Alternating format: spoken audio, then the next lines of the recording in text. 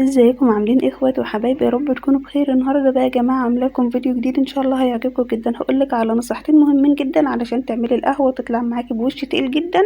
نصيحتين مهمين جدا لازم تعرفيهم. اول حاجه يا جماعه، لما تحطي الميه والسكر والبن طبعا تبقى الميه ساقعه جدا، تمام، وتقلبي بقى على قد ما تقدري حوالي دقيقه قبل ما تحطها على النار، تقلبهم كويس جدا مع بعض علشان طبعا يتفاعلوا ويتجانسوا المكونات كلها مع بعض وتطلع منك كده ايه، مظبوطه وتقيله وكويسه، تمام.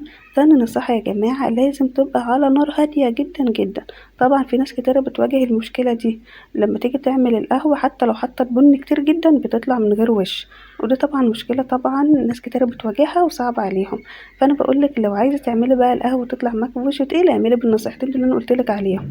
ولو عايزة الطريقة كاملة هسيبلك الرابط في صندوق الوصف، ان شاء الله الطريقة هتعجبكم جدا.